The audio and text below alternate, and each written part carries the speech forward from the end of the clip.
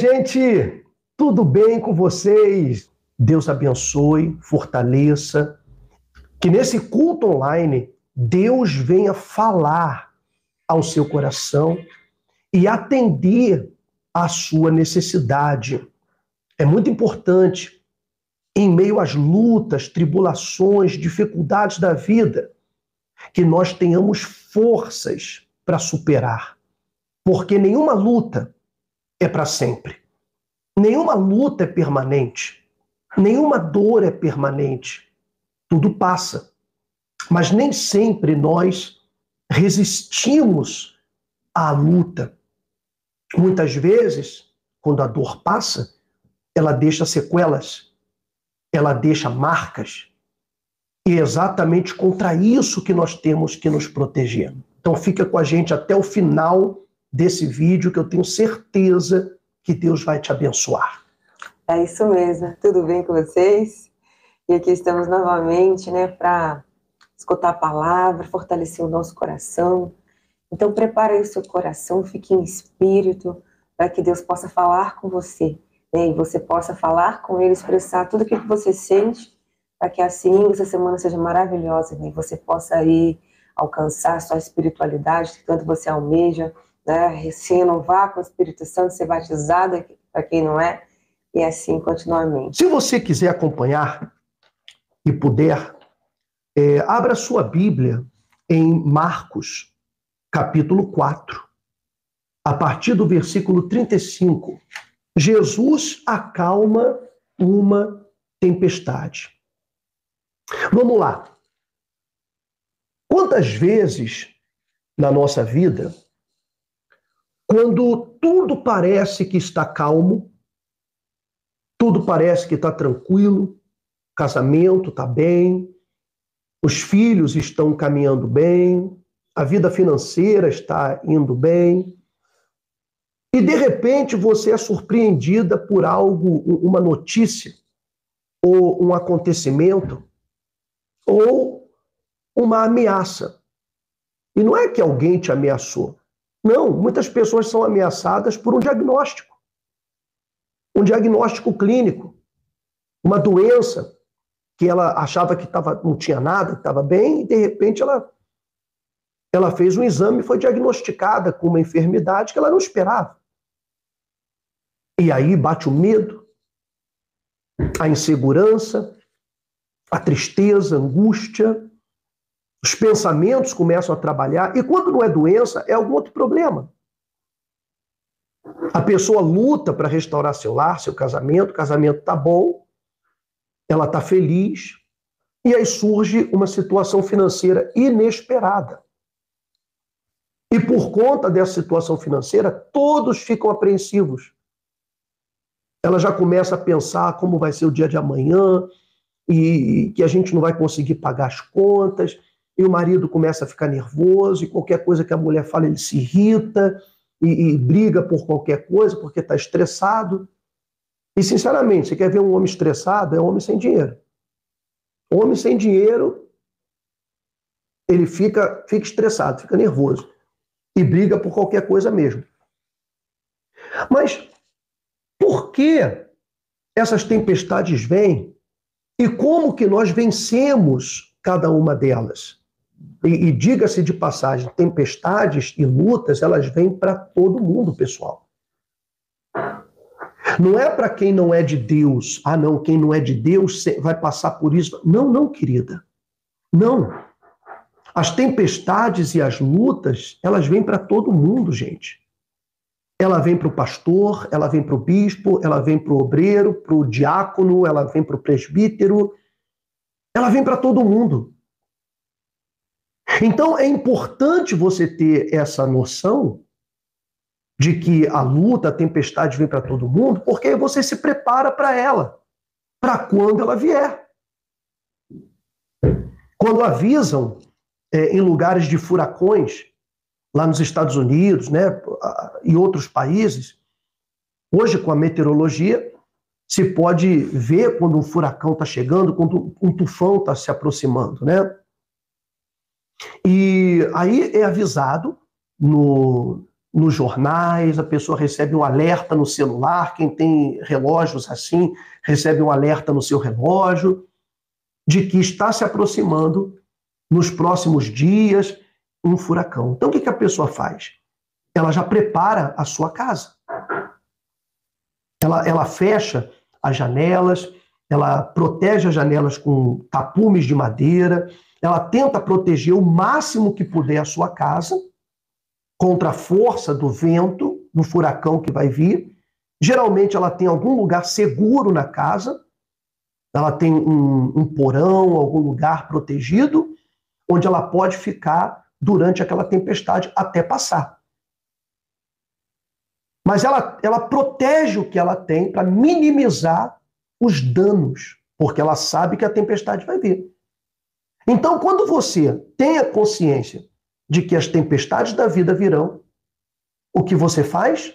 Se prepara. Você se prepara para minimizar, para mitigar os danos emocionais, as sequelas espirituais, físicas. Você faz o máximo para se proteger contra isso, não é? Vamos ler aqui então esse acontecimento e essa tempestade, Jesus estava lá, estava presente. Bora, vamos lá então. Naquele dia, olha que eu estou lendo para quem chegou depois, Marcos capítulo 4, versículo 35. Naquele dia, sendo já tarde, disse-lhe Jesus: passemos para a outra margem. Passemos para a outra margem. E eles, despedindo a multidão, o levaram assim como estava, no barco. E outros barcos o seguiam.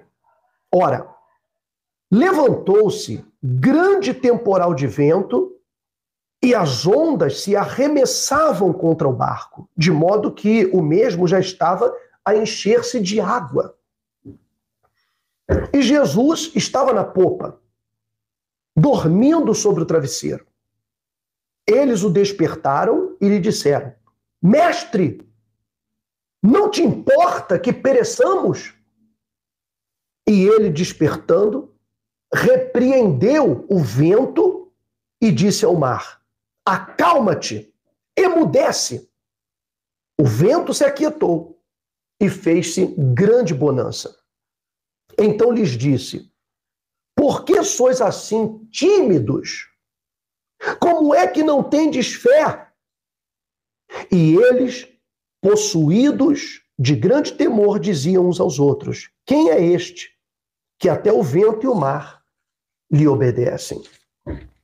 Você já deve ter lido, ouvido essa mensagem muitas vezes. Provavelmente você viu os filmes que relatam a vida de Jesus, falando a história dessa tempestade. Interessante que todos eles estavam no barco, Jesus estava junto. Presta atenção nisso. Jesus estava junto. E ele disse para eles: passemos para a outra margem. E aí se desenrolou toda a tempestade. Primeiro, nenhuma tempestade, nenhuma luta vem sobre aqueles que não têm objetivos, que não têm sonhos. Todas as pessoas que têm um objetivo, que têm um sonho, ela vai enfrentar a tempestade e vai enfrentar a luta, porque ela decidiu sair de onde ela está e ir para outra margem. Então, ela está do lado da miséria e ela quer passar para o outro lado onde está a prosperidade. Ela está na margem, do lado da doença, e ela quer passar para o lado da saúde. Ela está no lugar onde há separação, onde há brigas, desunião da família, e ela quer passar para o outro lado, para a restauração, para a transformação da sua família. Então, nesse caminho, nesse trajeto, ela vai ter que enfrentar todos os demônios que estão causando esses problemas na sua vida e não querem que ela chegue na outra margem. Porque na outra margem está o que ela quer, o seu objetivo. Então, quando você toma uma decisão de ser alguém na vida, você toma a decisão de mudar de vida, porque o que o diabo quer te convencer? A todos nós. Ele quer nos convencer de ficarmos quietinhos, de não abrirmos a boca, de não reagirmos. É como se algo dentro de nós dissesse, não reaja, porque vai ser pior. Fica quietinho, não reaja, porque vai piorar. Então as pessoas, por medo de piorar, que o que está ruim piore, ela fica quietinha. Mas aí qual é a estratégia do diabo? Quando a pessoa decide reagir, ele manda a tempestade e logo vem na mente dessa pessoa e diz, está vendo? Eu falei para você ficar quieta, olha agora, ficou pior. E qual é o objetivo dele? Fazer a pessoa retornar de onde ela não devia ter saído, segundo o diabo. Ela continuar doente, deprimida, aceitando aquela situação, apanhando do marido, sendo traída pelo marido, numa vida financeira precária, faltando tudo, passando necessidades, com a vida espiritual enfraquecida, porque ela não é alimentada pela palavra que fortalece. Então ele não quer. Eu já vi casos de pessoas, quando elas decidiram buscar Deus, parece que tudo ficou de cabeça para baixo. Parece que tudo virou de cabeça para baixo. Deixa eu olhar aqui o microfone. No momento em que a pessoa tomou a decisão de buscar Deus, ela disse, não, eu vou buscar Deus, eu vou me voltar para Ele, eu vou fazer uma corrente de fé, eu vou usar a minha fé. Ela achava que ia melhorar rápido, mas antes de melhorar, piorou. Todo mundo se afastou dela, ela recebeu um monte de críticas. O patrão mandou embora do trabalho. Ela disse, meu Deus, eu estou fazendo a corrente para prosperar e meu patrão me mandou embora. A coisa ficou pior do que já estava. Pois é, acontece sim. E eu digo para você que antes de melhorar, piora. Bispo, o que é isso que você está falando para a gente? Então eu não vou nem começar. Ué, peraí. Mas você não quer melhorar? Você não quer melhorar a sua vida? Mudar a sua história? Então eu não posso mentir para você. E dizer, não, tudo vai ser um mar de rosas, tudo vai ser maravilha, tudo vai dar certo, depois que você se voltar para Jesus, tudo vai ficar maravilhoso. Não, querida, vai não. Não. Olha o que aconteceu aqui com Jesus e os apóstolos no momento que eles decidiram passar para outra margem. Se levantou uma tempestade tão forte que o barco estava quase virando. E eles ali ficaram pensando, né, que Jesus não se importava, né? Que Jesus estava dormindo. Poxa, o senhor se importa? Igual algumas pessoas falam assim, poxa, Deus não está comigo. Poxa, Deus não está vendo que eu estou indo na igreja. Deus não está vendo que eu estou orando. Deus me abandonou. Deus me abandonou. Foi a primeira coisa que e a sensação humana, né? Tudo igual, né? E assim, a gente aceita logo o primeiro pensamento que vem na hora da tempestade. E o primeiro pensamento que veio, porque assim, você imagina eles ali, aquela ventania, aquelas ondas batendo contra... Era um barquinho simples, pessoal. Não era um navio, era um barquinho simples, barco de pescador. E a onda batendo, o barco balançando e virando, e a água entrando com toda a força no barco. E eles com balde jogando água para fora, se segurando como eles podiam. E de repente eles olharam ali na popa e Jesus estava dormindo. Jesus estava dormindo. E eles olharam e foram ali, acordaram ele, disseram, Senhor, é como a pastora falou, o senhor não se importa que a gente esteja morrendo? O senhor não se importa com a gente? Eles nem sequer raciocinaram que naquele barco estava o Filho de Deus, o tesouro mais precioso de todo o universo, o ser mais precioso de tudo que existe, estava dentro daquele barco. Aquele barco nunca iria afundar, com o Filho de Deus dentro. Mas ainda assim eles duvidaram.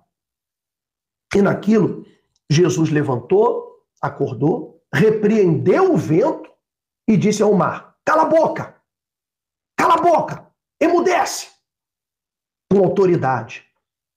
E o vento cessou e o mar se acalmou.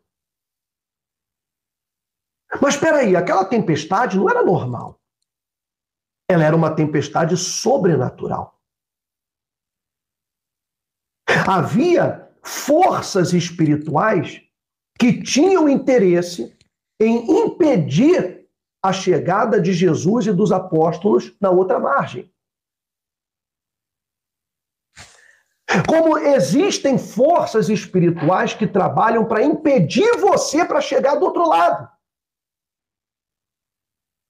Quando existe uma oposição tão grande ao seu sonho, às suas metas, quando a oposição é tão ferrenha, é porque então, lá do outro lado, tem algo grande esperando por você. No entanto, a luta, ela tem um propósito de ensinar você a confiar em Deus. Nenhuma tempestade vem para te destruir. Nenhuma luta vem para te destruir. As lutas, elas vêm para te fortalecer. Mas para isso, você precisa alimentar a sua fé. Veja que os apóstolos, eles estavam com Jesus. O que dá a entender aqui é o seguinte: Jesus estava com uma multidão, ele estava pregando o evangelho.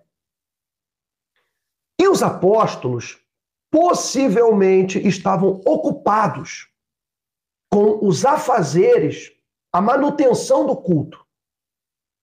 O trabalho, por exemplo, você já frequentou a igreja, ou você frequenta uma igreja, e aí você vê que o pastor está pregando a palavra, e os obreiros estão passeando, caminhando, atendendo as pessoas, resolvendo problemas, e provavelmente não estão prestando atenção na pregação. Até mesmo os pastores auxiliares do culto estão andando para ali, andando para aqui, é uma criança que correu, é uma criança que chorou, e o obreiro tem que correr e segurar a criança, e o pastor também ajudá-lo, e não está prestando atenção. E provavelmente o que dá a entender é que os apóstolos não prestaram atenção no ensinamento de Jesus. Porque na primeira dificuldade eles já se desesperaram. Não é que Jesus não tenha preparado eles. Jesus os preparou, mas eles não se prepararam. E a palavra de Deus, ela não apenas tem que ser ouvida, você tem que prestar atenção nela. Ainda que, no momento que você ouve aquela mensagem, você não esteja precisando exatamente daquilo, mas você tem que guardá-la, porque uma hora você vai precisar. Uma hora você vai encarar o teu medo. Você vai ter que estar de frente e encarar o teu maior medo. Você vai ter que encarar a sua maior dúvida, o seu maior problema. Todos nós vamos ter que encarar o nosso medo. E o que vai se contrapor ao medo é a nossa fé fortalecida pela palavra de Deus. A nossa confiança de que Jesus está no barco. Jesus está no barco. Jesus está na minha vida. Ele não permite a tempestade de maldade por maldade. Ele não permite, gente, presta atenção. Deus não permite as lutas porque ele é sádico ou porque ele quer maldade, fazer maldade com você. Mas através da luta, ele quer te ensinar a ser mais forte, ele quer te mostrar na prática que aquilo não tem poder para te destruir. A pessoa adquire experiência, né? Porque quando você não vive, é muito fácil você criticar, né? Você julgar as pessoas. Chamar de fraca. É uma fraca, essa pessoa não tem fé. E quando você vive, você entende realmente aquilo. Então aí você já consegue ajudar uma outra pessoa, né? Exatamente. Eu vou dar para você aqui um exemplo que todo mundo conhece, o exemplo de José. José no Egito. Bom, José, ele era o filho mais querido do seu pai. Ele era o mais jovem, era o mais novo, né? O filho mais novo de Jacó. O filho da mulher que Jacó amava, que Jacó lutou tanto para ter essa mulher, que era Raquel. Porém, Jacó tinha outros filhos. Já parece que 11 filhos de outra mulher. E ele era o 12º filho, José. Então, ele era o temporão. Os outros filhos que ele tinha eram desobedientes, eram rebeldes, não gostavam de trabalhar, eram arruaceiros, se descuidavam dos negócios, se descuidavam, não davam valor. Não davam valor, porque eles nasceram, o pai já era rico. Uhum. Quando eles nasceram, Jacó era rico. Eles queriam só a herança para poder desperdiçar. Eles não davam valor, não davam valor a tudo que tinha. José, ele amava o pai, ele dava valor, mas ele era um menino jovem, adolescente, era inocente, era puro. E o pai, uma vez, fez uma túnica colorida, de mangas compridas, uma túnica bem bonita. Ele teceu uma túnica para José. E essa túnica simbolizava que José seria o seu sucessor. Era como uma túnica real. Quando os irmãos viram isso, que o pai deu aquela túnica para José, eles se encheram de inveja e procuraram uma maneira de desaparecer com José. Uma maneira de matar José. Foi muita maldade, né? Não se importaram nem um pouquinho, né? Nem um pouquinho. Nem um pouquinho. Eles pensaram neles. Era jovenzinho, né? Era jovem, tinha 17 anos, era puro, era inocente, era indefeso. Não sabia se defender, como os irmãos dele que eram mais velhos. Então, o propósito de Deus era que José fosse o líder, que ele fosse o que ia guiar a sua família depois de Jacó. Esse era o propósito de Deus. Mas vamos lá. Com toda a inveja que os irmãos tinham, todo o ódio que os irmãos tinham contra ele, o que você acha que ia acontecer quando Jacó morresse? E José recebesse a liderança da família? O que você acha que ia acontecer com esse menino? Eles iam matar José. Porque eles não faziam por medo do pai. Por medo do pai. Tanto que quando eles sumiram com José, eles fizeram escondido. E vieram e contaram uma história para o pai. Não, porque ele foi devorado por uma fera, a gente tentou ajudar, mas não conseguiu. A gente achou aqui a túnica dele, levaram a túnica toda ensanguentada. Querendo dizer, olha, o senhor vai ter que escolher, vai ter que dar a túnica para outro, porque... Então, eles tinham medo do pai. E eles se achavam no direito, né, por serem mais velhos. Por serem mais velhos, claro. Eles não aceitavam que José, filho de outra mulher, da outra mãe, né, de outra mãe, reinasse no lugar deles e sobre eles. Eles não admitiam isso. Eles queriam que fosse um deles, porque eles eram, desculpa a expressão, vagabundos, então eles queriam que entre eles se resolvesse, porque um protegia a vagabundagem do outro. José não era assim. Então, Deus sabia a intenção do coração dos irmãos. Ele sabia que quando Jacó morresse, eles iam matar José. Então, Deus permitiu que viesse uma tempestade na vida de José, para tirar esse rapaz do cenário, para tirar José daquele lugar perigoso, para preservar a sua vida. Mas o propósito de Deus não tinha mudado. Deus continuava com o propósito de que José seria o guia da sua família. Então, Deus permite que os irmãos o vendam para o Egito. Preste atenção na tempestade. A tempestade da vida de José. Ele foi vendido para o Egito como um escravo. Como escravo.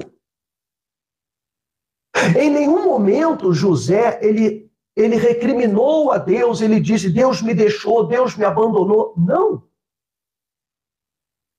José, ele queria chegar na outra margem. Lembre-se, se você leu a história de José, você sabe que ele teve um sonho.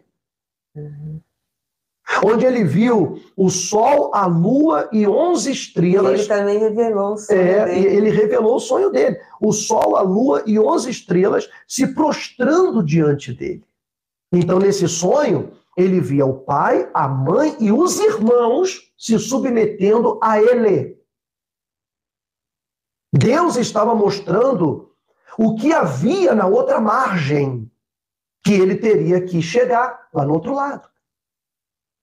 Então ele confiava nessa revelação do Espírito Santo, ele confiava nessa visão, por isso ele não se voltava contra Deus.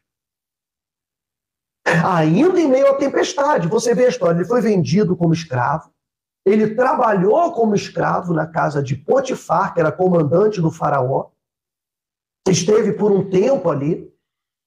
Depois ele foi preso, acusado injustamente de um crime, de ter tentado abusar da esposa do comandante. Ele ficou anos preso, anos na cadeia, no calabouço. É interessante que foram 2 homens presos com ele. Lá na prisão, ele revelou o sonho desses homens, o sonho deles se cumpriu. E o sonho do copeiro, que era o homem que servia o vinho para o rei, ele disse, olha, você vai voltar, você vai sair daqui, a justiça vai ser feita e você vai voltar a servir o vinho para o rei.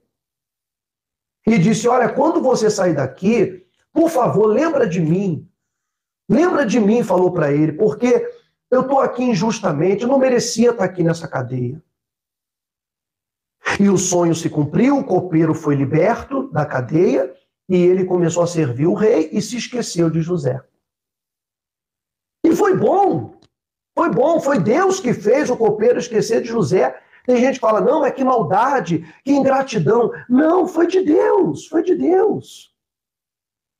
Porque se o copeiro se lembrasse de José e dissesse para o rei, olha, tem um rapaz lá, o senhor não pode libertar ele não, ele é tão bonzinho, ele pode me ajudar aqui comigo. Então José ia sair da cadeia para ser auxiliar do copeiro. E isso não estava no plano de Deus, que ele fosse auxiliar do copeiro. O plano de Deus era que José fosse o líder, o cabeça, e não o auxiliar de ninguém. Esse era o projeto, era isso que Deus queria. Então, José permaneceu na cadeia até que o faraó teve um sonho que ninguém conseguia revelar. Aí o copeiro se lembrou e disse, olha, tem um rapaz na cadeia que revelou o meu sonho e o do padeiro, e o nosso sonho se cumpriu. Ele tem o Espírito de Deus e ele pode revelar o sonho do faraó. Aí, naquele momento, Faraó mandou dar um banho em José, fazer a barba dele, colocar roupa limpa nele, roupa nova, e José vai à presença de Faraó. E Faraó conta-lhe o sonho, José faz a revelação e dá um conselho para Faraó. Quer dizer, ele se tornou o conselheiro de Faraó. Ele disse, olha, Faraó, o senhor tem que escolher alguém para poder guardar a 5ª parte de tudo que o Egito, do que o Egito produzir. para que quando vierem os 7 anos de fome, então a gente tenha como sobreviver, como se manter. E Faraó ouviu o conselho de José, a sabedoria dele, porque ninguém dava conselho. Ele viu como José era corajoso, coisa que os apóstolos aqui na tempestade não foram. Eles estavam com Jesus, mas não criam em Jesus. José, ele nunca tinha visto Deus, mas ele cria no seu Deus. Deus é comigo. Deus é comigo e vai dar certo. E Faraó tirou o anel do seu dedo, o anel da autoridade, deu para José e disse, olha, a partir de hoje, abaixo de mim é José. Todo mundo, ninguém vai levantar no Egito, ninguém vai fazer nada sem falar para ele. Ele manda em tudo a partir de hoje. E José passou a ser o governador do Egito. E passado alguns anos, veio a fome sobre a terra e os irmãos dele vieram ao Egito comprar comida, porque o único lugar que tinha comida, graças a Deus e a José, era o Egito. Aí você vê o que a tempestade da vida de José, onde a tempestade o levou. Então, muitas vezes, a gente olha as dificuldades, as tempestades, as lutas como a pior coisa do mundo, isso vai me destruir, e muitas pessoas abandonam a Deus, abandonam a fé, muitas pessoas deixam de lutar por causa da tempestade. Mas aquela tempestade, para você que é uma pessoa de Deus, ela quer te colocar no caminho certo. Porque agora os irmãos de José vieram para comprar comida do Egito, encontraram um novo José. Um novo José. Repaginado. José 2.0. O governador de toda a terra. Agora, os irmãos não encontraram mais um menino inocente. Não encontraram mais um menino indefeso. Deus cobriu José de sabedoria, de poder, de exércitos, de força, de conhecimento. Deus cobriu José de proteção. Agora ninguém mais podia fazer mal para ele. Nem no Egito, nem fora. E ele se tornou assim por tudo que ele passou, né? Ele teve essa experiência, né? Por tudo que ele passou. Tudo que José passou o tornou mais forte, mais capacitado, mais preparado, mais sábio, tudo que ele passou. Mas por quê? E Jesus ficou bravo com os apóstolos e disse assim, por que sois assim tímidos? Como é que não tendes fé? Porque é a fé que faz você permanecer no caminho, ainda em meio à tempestade. Aceitando as transformações que essa tempestade ela vai provocar em você. Que as lutas vão provocar em você. E realmente foi o que aconteceu com José. E José salvou o Egito da destruição da fome. José salvou a sua família, que ia ser dizimada pela fome. Jacó, Jacó, sua mãe já tinha falecido, mas Jacó, o seu pai, os seus irmãos, a sua família, todos eles seriam dizimados pela fome. E Deus pegou José, levou José lá na frente, colocou José lá na frente, para que ele pudesse depois salvar a sua família. É como se Deus colocasse José no futuro. No futuro. E é isso que Deus quer fazer. E você, às vezes, fica preso ao passado. E fica sempre olhando para o passado. Eu vou voltar para trás.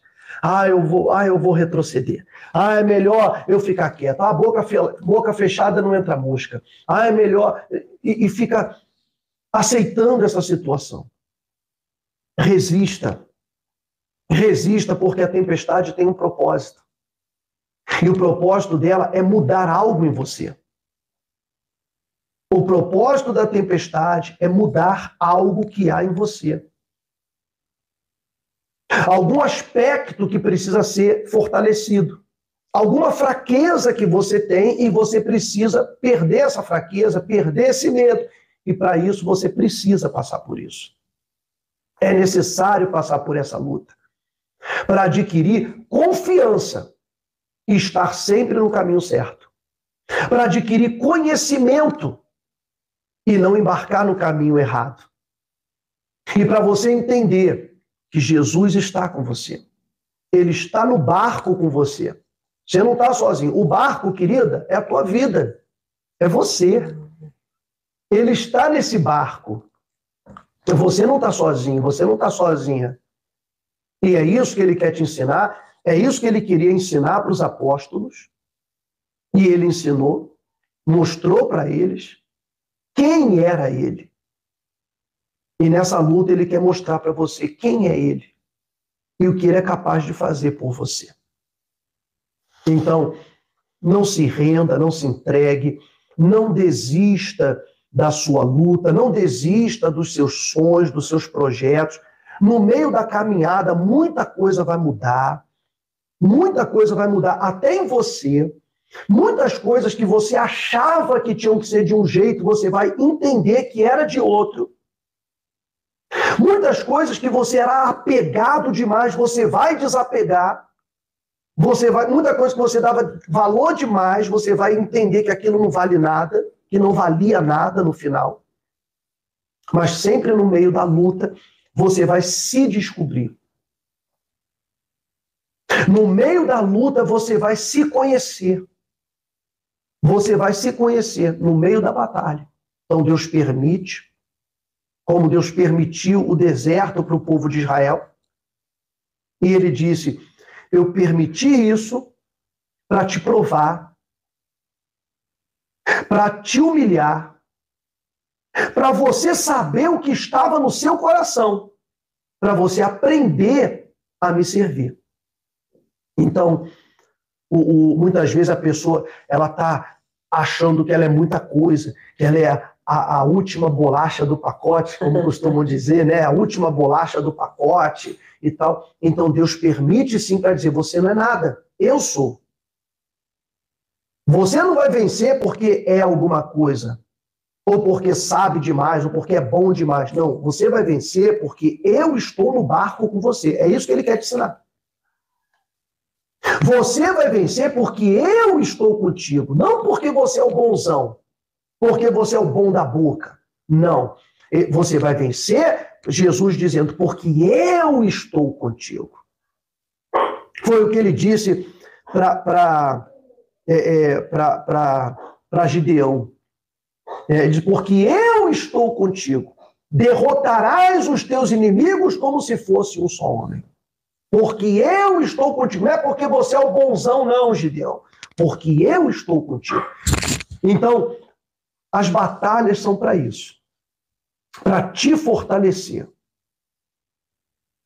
Para te ensinar que com Jesus você pode tudo. Então, tenha certeza da sua vitória. E aí, você está passando por uma tempestade? Está passando por uma luta? Está triste? Está pensando em desistir? Bom, não é isso que você tem que fazer. Agora você já sabe, não é? Depois, deixa aqui nos comentários o que foi que você entendeu com essa palavra, que é muito comum as pessoas escreverem nos comentários, eu quero uma oração pelo fulano, quero uma oração pelo Beltrano, tal, mas a gente já ora, a gente já está orando por todo mundo.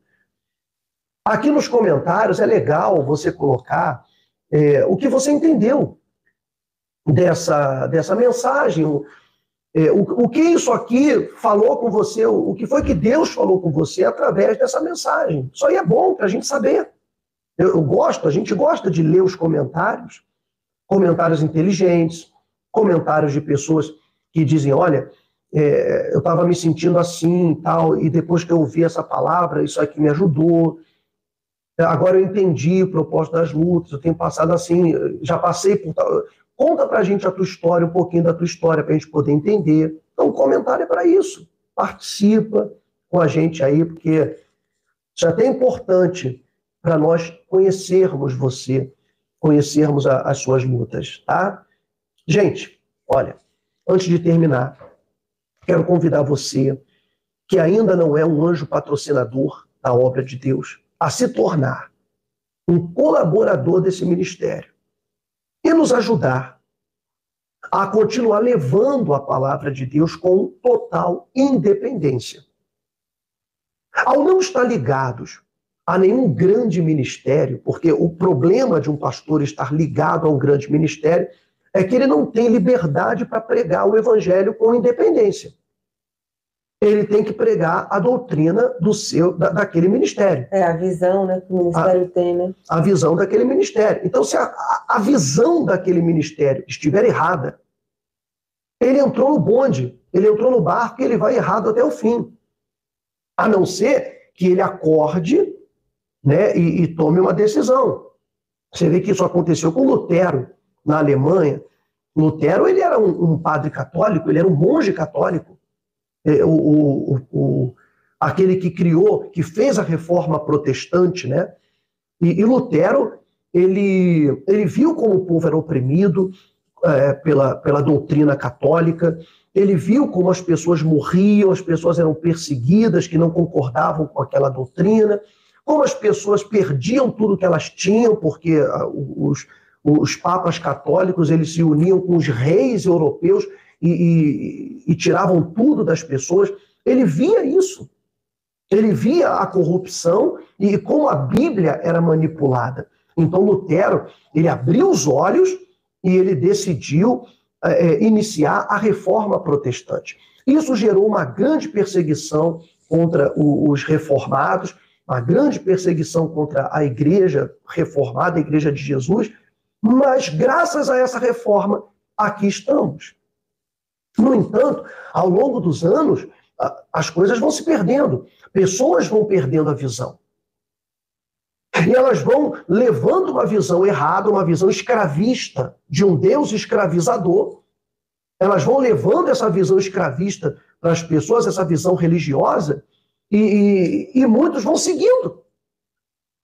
Entram no ônibus desgovernado, dirigido por alguém que perdeu a visão. Imagina você num ônibus, você pega a estrada num ônibus e o motorista é cego. O motorista não vê direito. Olha que loucura! É a mesma coisa que acontece. Então, quando, às vezes, um pregador ele pertence a um lugar onde a visão não é pura, não é genuína da palavra de Deus, mas está enviesada com a religião, com a visão daquele fundador daquela religião, ele já não consegue pregar com independência. Eu digo para você que isso aconteceu comigo em lugares onde eu passei, que eu fui pregador nesses lugares, e que a pregação independente era praticamente proibida. Praticamente proibida. Em que nós não podíamos pregar o que a gente lia na Bíblia direitinho, com a visão do Evangelho, mas a gente tinha que pregar de acordo com a visão. Várias vezes, já teve vezes que eu fui repreendido, porque diziam, não, mas o nosso líder não fala isso, então você não pode falar. E eu dizia, mas está na Bíblia. Não, mas o nosso líder não prega isso, você não pode pregar. Então, essa é a resposta pela qual, nos dois grandes ministérios que a gente trabalhou, nós não estamos mais lá. Pela necessidade de pregar a palavra de Deus com independência. É fácil essa escolha que a gente fez? Não é fácil. É muito mais fácil. O pastor, ele está numa igreja grande, que paga um salário para ele todo mês, que paga uma casa para ele morar e que dá um carro para ele usar. E que ele tem tudo pago. Tudo custeado pelo grande ministério. Só que isso tem um preço alto. Ele tem que vender a sua liberdade, ele tem que vender a sua independência. Tem que abrir mão da sua independência. Então, hoje, nós enfrentamos lutas, enfrentamos dificuldades para levar o evangelho com independência, mas nós obedecemos a nossa consciência. Ponto. E se você que nos acompanha quer fazer parte disso, você pode colaborar. Aqui na descrição do vídeo está a chave Pix, a agência e a conta do Banco Bradesco. A chave Pix é o CNPJ da Igreja Real da Glória de Deus, onde você pode fazer a sua oferta, o seu dízimo, sua doação, demonstrando a sua fé, a sua gratidão, o seu amor, e sim, mostrando que você está de acordo com a forma como a gente prega e com a forma como a gente traz o evangelho para vocês. Tá ok? E que Deus abençoe a todos aqueles que colaboram. Somos muito gratos a cada um.